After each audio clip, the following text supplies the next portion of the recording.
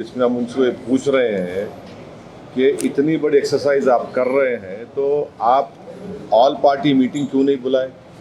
क्योंकि election commission ये बोल रहा है कि बिहार का भी होगा, तमिलनाडु का भी होगा, बंगाल का भी होगा, और election commission all party meeting बुला सकता।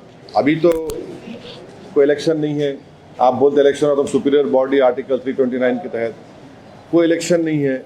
अब तो हम सब एक पेज पर है। तीसरी अहम बात यह है कि आप लोग प्लीज़ समझिए कि इलेक्शन कमीशन ने यह कहा कि पार्लियामेंट 2024 इलेक्शंस में बिहार में 7,72,59,579 वोटर्स हैं। अब इलेक्शन कमीशन ये बोल रहा है कि 2003 के वोटर लिस्ट की बुनियाद पर 4.96 वोटर्स को ऐसे हम इंक्लूड करेंगे। हाँ, तो बचे कितने? Nearly 2,75,00,000 nearly. हमारा इलेक्शन कमीशन से सवाल ये है कि आप तो 2 क्लासेस क्रिएट कर दिए वोटर्स के। कैसे? जो 2024 में वोट डाले, आप ये बोल रहे कि अब वोट नहीं डाल सकते अनलेस एंड अनटिल कोई रीजनेबल बेसिस तो होना चाहिए ना। आप जो कर रहे हैं उसका कोई रीजनेबल बेसिस नहीं है। तो ये खुद आर्टिकल 14 ऑफ द कॉन्स्टिट्यूशन का जो फंडामेंटल राइट है उसका ग्रेव वायलेशन है। जो लोग 2024 में वोट डाले उनको आप बोल रहे कि अब आप 2025 के इलेक्शन में वोट नहीं डाल सकते जब तक कि आप अपना बर्थ सर्टिफिकेट, अपने माँ का, अपने पिता का बर्थ सर्टिफिकेट नहीं बताएंगे।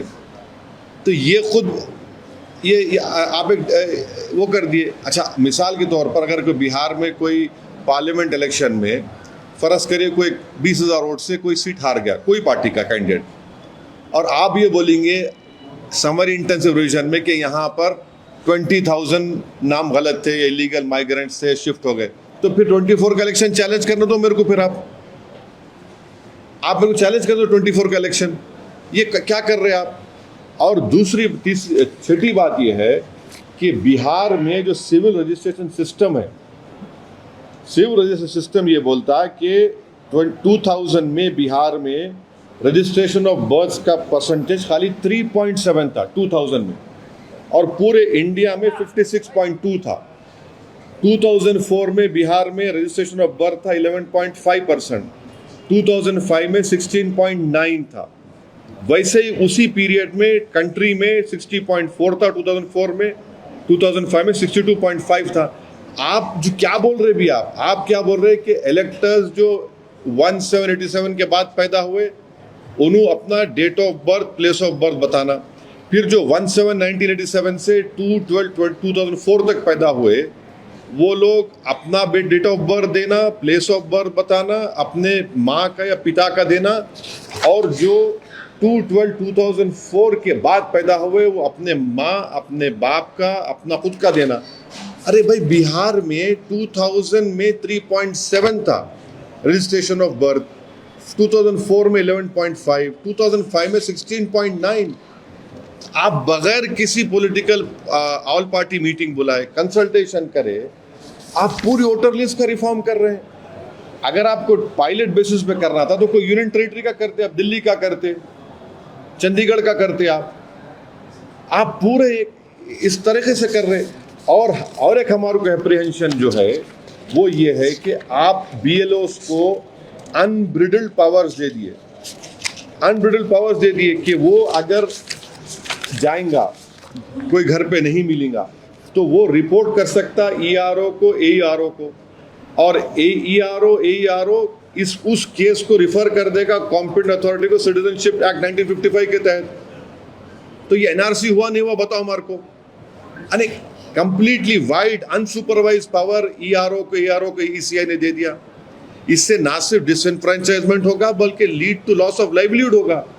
और हम ECI को फिर से रिक्वेस्ट कर रहे हैं कि आप एक ऑल पार्टी मीटिंग बुलाइए और बताइए हमको कि आपने ये डेट्स क्यों चूज किया, ये जो डेट्स आपने दिए, और फिर differentiating documentary requirement between voters on basis of age and date of birth, ये क्यों? अगर कोई एड्रेस अपना शिफ्ट कर लिया, ये आप एडिशनल डॉक्यूमेंट क्यों पूछ रहे हैं? एड्रेस चेंज हो गया तो आप कैसे पूछ रहे हैं मेरे सब चीजें? आप क्यों पूछ रहे हैं मेरे से आप ये? और लास्टली हम इलेक्शन कमीशन ऑफ इंडिया को ये बताना चाह रहे हैं कि सुप्रीम कोर्ट का जजमेंट है जो इलेक्शन कमीशन ऑफ इंडिया को फॉलो करना पड़ता है। आप सुप्रीम कोर्ट से बड़े नहीं हैं। लाल बाबू हुसैन केस में जो सुप्रीम कोर्ट ने जो गाइडलाइंस दिए, जो आपको बताया, उसको भी आप वॉयलेट कर रहे हैं। तो ऑल इन ऑल ये एक्सरसाइज डिसएनफ्रेंचाइजमेंट को लीड करेगा। और कई आप सब लोग जानते हैं कि बिहार के नौजवान पलायन करते, कोई हैदराबाद के होटल में काम कर रहा, कोई मुंबई के, कोई दिल्ली होटल में काम कर रहा, कोई पंजाब के खेतों में काम कर रहा है। और सीमांचल का एरिया, स्पेसिफिक एग्जांपल दे रहा हूँ, अब आप थोड़े दिन के बाद देखेंगे 1.5-2 महीने वो तकरीबन एरिया सीमांचल कट ऑफ रहता, हजारों एकड़ जमीन पानी फ्लड से कट जाती, गांव कट जाते, घर बह जाते। कैसे होगा बताइए? और ईसीआई के पास क्या डेटा है भाई लीगल माइग्रेंट्स का, शेयर करिए हमारे को आप। हम भी चाह रहे कि इलेक्टोरल साफ होना, मगर ये जल्दबाजी में फैसला लिया गया है। हम ईसीआई को रिक्वेस्ट कर रहे हैं कि आप ऑल पार्टी मीटिंग बुलाइए, और पायलट बेसिस पे करना है तो किसी और जगह पे करिए आप। अगर कल बिहार में कई लोगों के नाम नहीं आएंगे, जो नहीं आ सकते, पूरी गारंटी दे रहा हूं मैं आपको, नहीं आएंगे कई लोगों के नाम, तो क्या करेंगे फिर आप? तो पिछले असेंबली इलेक्शन का चुनाव जो है, जो एनडीए जीती, वो सिर्फ चंद हजार वोटों से जीती वो। तो ये बिहार की जनता को वोट डालने का पूरा इख्तियार मिलना चाहिए, उनका राइट है।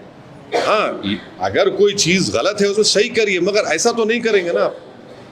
बिल्कुल आप आर्बिट्री तरीके से कर रहे हैं इलेक्शन कमीशन ऑफ इंडिया। तो आप इलेक्शन कमीशन ऑफ इंडिया को चैलेंज कर रहे हैं? चैलेंज देखिए, चैलेंज नहीं, हम उनको बता रहे हैं, चैलेंज का सवाल नहीं, वोटर का नाम नहीं आएगा। आप मेरे को बताइए कि मैं जितनी बातें आपसे कहा हूं उसमें गलत क्या है? जब बिहार में 2000 में सिर्फ 3.7 रजिस्ट्रेशन ऑफ बर्थ हो रहा है, 2004 में 11.5, 2005 में 16.9, 2000 में कंट्री में 56.2 रजिस्ट्रेशन था, बिहार में 3.7, 2004 में बिहार में 11.5, कंट्री में था 60.4, 2005 में 16.9 था, बिहार में, कंट्री में था 62.5। अरे वहां रजिस्ट्रेशन ही नहीं हो रहा ना भाई, कैसा करेंगे आप कैसा किस अच्छा, ये आप ये जो डेट्स अराइव करे 1/7/1987, 1/7/87 to 2/12/2004, 2/12/2004, ये किस बुनियाद पर अराइव करे आप? क्या आप शेयर करो हमारे को, क्या रैशनल है इसका, बताइए हमारे को आप। भाई आपको पूछ सकते हैं ना, हम क्यों नहीं पूछ सकते? और ऑल पार्टी मीटिंग क्यों नहीं बुला रहे आप? और 2024 के पार्लियामेंट इलेक्शन में जो लोग वोट डाले, अब वोट नहीं डाल सकेंगे वो लोग, वो कैसा होगा बताइए आप समरी रिवीजन करके भी ये तमाम चीजों को सही कर सकते थे आप। यही हम इलेक्शन कमीशन ऑफ इंडिया से रिक्वेस्ट कर रहे हैं। सर, आपने लेटर लिखा है इलेक्शन कमीशन को, क्या कोई जवाब आया? अभी तक तो कोई जवाब नहीं आया ईसीआई की तरफ से।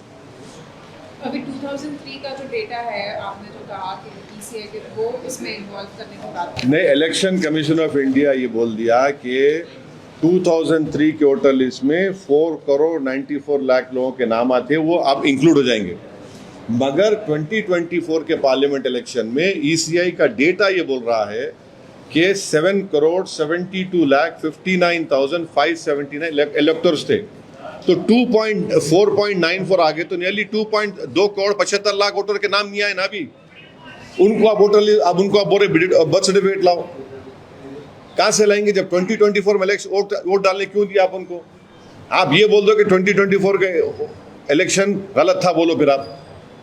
अगर मिसाल के तौर पे कोई कॉन्स्टिट्यूंसी में कोई कैंडिडेट पार्लियामेंट के इलेक्शन में 15,000 या 20,000 वोट से हार गया, और वही 15-20,000 वोट अभी आप निकाल रहे, तो फिर इलेक्शन चैलेंज करना पड़ेगा ना मेरे को। फिर आप वो भी नहीं करने दे रहे, आप ऑल पार्टी मीटिंग नहीं बुला रहे। आप बोलते इलेक्शन टाइम पे बोलते नहीं हम लोग सुपीरियर बॉडी है अंडर आर्टिकल 329। अब तो आप सुपीरियर बॉडी नहीं है, अब तो इलेक्शन नहीं है, अब तो सब एक पेज पे है।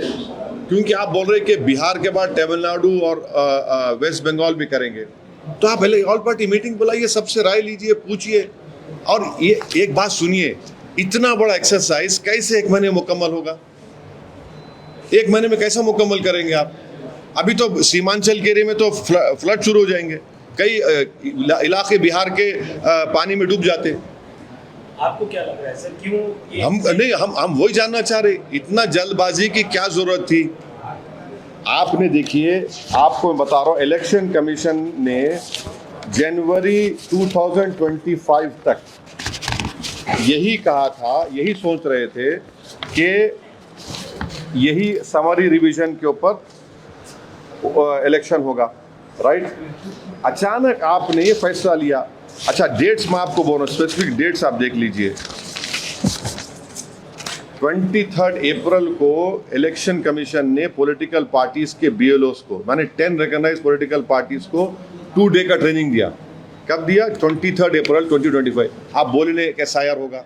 फिर आपने 26 मई 2025 को इलेक्शन कमीशन ने क्लेम किया कि वो BLOs EROs की 4 स्टेट की ट्रेनिंग देंगे, जिसमें बिहार नहीं शामिल था। तो उसमें क्या SIR का कुछ बात हुई क्या? अच्छा, अब जब कमीशन ये बोल रहा है कि ये किस लिए कर रहे हैं आप ये बोल रहे हैं कि rapid urbanisation, frequent migration, non reporting of deaths, inclusion of voters, inclusion of names of foreign illegal electoral rolls. हमारा आपसे पूछना ये है कि ये आप जब मीटिंग करे थे ये सब चीज़ों का ट्रेनिंग सेशन में, तो SSR में क्या निकला आपको? कुछ निकला क्या? Did you find all this large scale informatives in the SSR? ये तो और फिर सुप्रीम कोर्ट का जो जजमेंट है लाल बाबू हुसैन का, उसमें सुप्रीम कोर्ट ने 1, 2, 3 चीज़ों का हवाला दिया, आप उसको भी फॉलो नहीं कर रहे। तो हमारा अप्रीहेंशन ये है कि कई वोटर्स के नाम नहीं आएंगे वोटर लिस्ट में। किन वोटर्स? एक महीने में कैसा होगा भाई? सुनिए, एक महीने में आप टाइम टेबल दे दिए इसे, विद इन 1 मंथ ये हो जाना। इन्यूमिनेटर्स फॉर्म ला के BLOs ला के ERO को दे देना, फिर 1 महीने के बाद ड्राफ्ट लिस्ट आएंगी, ऑब्जेक्शन करो, फाइनल लिस्ट। 1 महीने में कैसा होगा ये? लास्ट टाइम जब SIR हुआ था बिहार में, जब 1 साल था लोकसभा इलेक्शन को, 2 साल थे स्टेट असेंबली इलेक्शन को, कैसा करेंगे आप ये? ह्यूमनली इम्पॉसिबल है। 1 ईयर, अच्छा जल्दी में कर देंगे, कई लोगों के नाम नहीं आएंगे। और फिर BLOs को आप पावर दे दिए, अगर उन्होंने 2-3 मरतबा घर पे गए, वोटर नहीं मिला, तो फौरन आप जो है उसको ERO कैन रेफर, उसको रेफर कर देंगे, ये सस्पेक्टेड फॉरेन नेशनल है अंडर सिटीजनशिप एक्ट 1955। 2024 अगर मैं वोट डाला तो किस बुनियाद पर डालने दिए मेरे को? आप किस बुनियाद पर डालने दिए बताओ ना मेरे को। आज आप बोल रहे कि नहीं 4.96, जबकि आप खुद बोल रहे कि 7,72,59,517 वोटर्स थे बिहार की वोटर लिस्ट में, डेटा में। तो आपको अभी 2.75 कहां से लाएंगे वो लोग? आपका रजिस्ट्रेशन ऑफ बर्थ सर्टिफिकेट एबिसमली लो है पूरे इंडिया में। ये डेट्स कैसे अराइव करें आप? ये जो आप जो डेट्स बोल रहे हैं ना कि जो इस साल पैदा हुए, जो 1/7/1987 के पहले पैदा हुए, जो 1/7/87 और 2/12/24 के दरमियान में पैदा हुए, ये जो 2/12/2004 के बाद पैदा, ये डेट्स का क्या रैशनल है भाई? क्या रैशनल है बताइए हमको। तो बेहतर ये इसे हम फिर से रिक्वेस्ट करें, ऑल पार्टी मीटिंग बुलाइए। सर आपके पास सारे स्टैटिस्टिक्स है, सबसे ज्यादा असर किस बिहार में किस जनता? अरे सब जगह पड़ेगा भाई, सबको पढ़ने वाला है, सबको पढ़ने वाला है। कई इलाके अब बाढ़ पीड़ित हुआ थे अब बिहार में।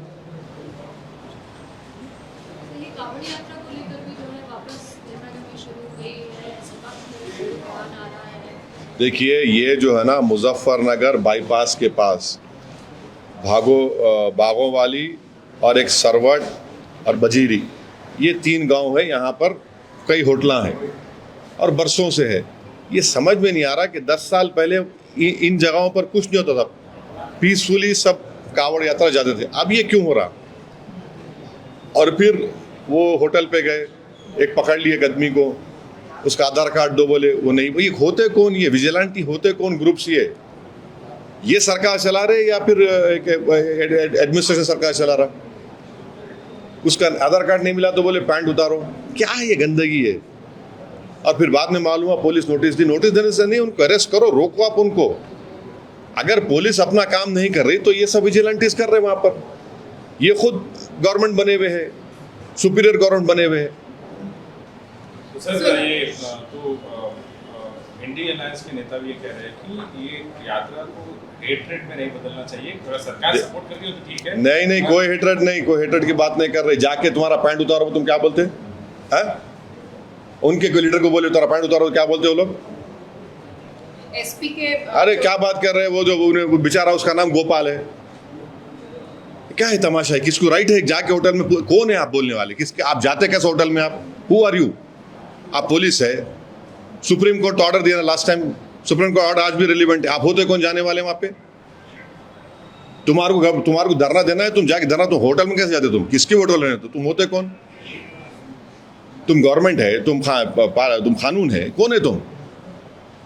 एसपी के जो फॉर्मर एमपी है वो क्वेश्चन कर रहे हैं कि who gave them the right to make people take off their pants, and also is there any difference between the terrorists and people who open fire on in Pahalgam? Say that I don't speak for any other political party. I speak for my political party, which I have said.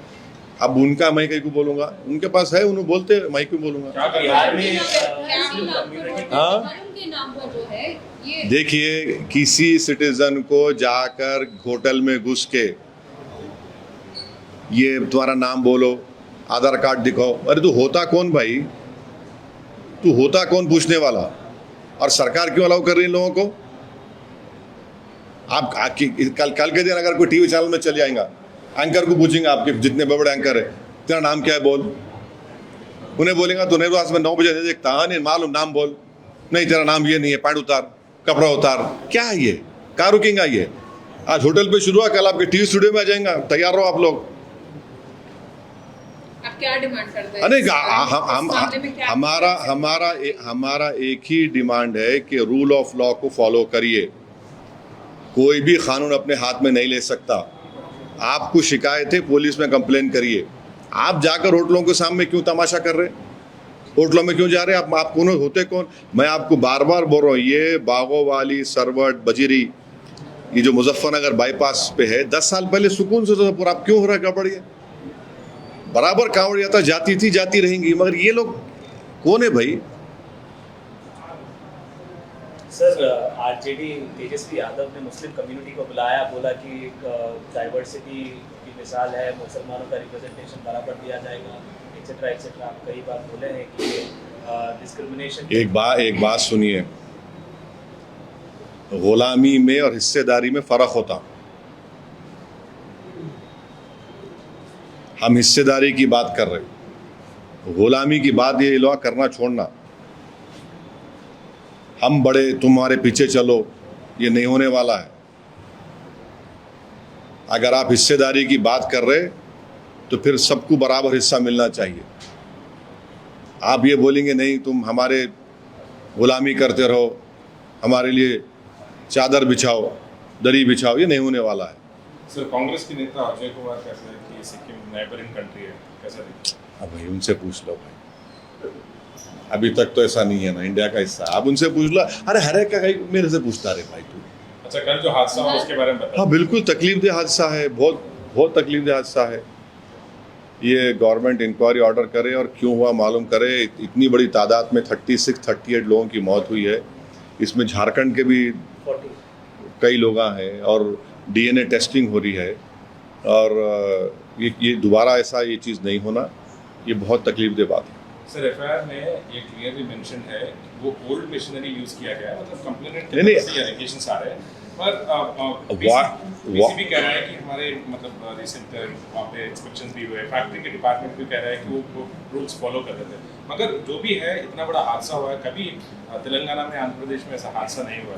मतलब ये मुझे उम्मीद है कि जब chief minister Revanth Reddy वहाँ पर गए, अपने 4 कैबिनेट मिनिस्टर्स को लेकर गए, मुझे पूरी उम्मीद है कि वहाँ पर ये जो आप बता रहे, ये सब चीज़ों का इंक्वायरी में नोट लिया जाएगा। और हम चीफ मिनिस्टर रेवंत रेड्डी से डिमांड करते हैं कि अगर वो फैक्ट्री वालों की गलती रही तो बराबर कानून को अपना काम करना चाहिए, and they should be taken to task. जी, इस बार बिहार के चुनाव में मुसलमानों का कितना, बहुत ज़्यादा, कितनी कह सकते हैं कि कितने रिस्पॉन्सिबिलिटी होगी, और साथ अरे क्या मुसलमान दूसरों की नहीं है, क्या अपर कास्ट की नहीं है? नहीं सुनिए, अरे आप लोगों का लगता है खाली बस नहीं सुनिए, अरे मैडम सुनिए, अपर कास्ट की जिम्मेदारी नहीं है चुनाव में, EBC की जिम्मेदारी नहीं है चुनाव में, दलित समाज की नहीं है, खाली मुसलमान। अरे हम ही वोट दूसरे नहीं डालते क्या वोट?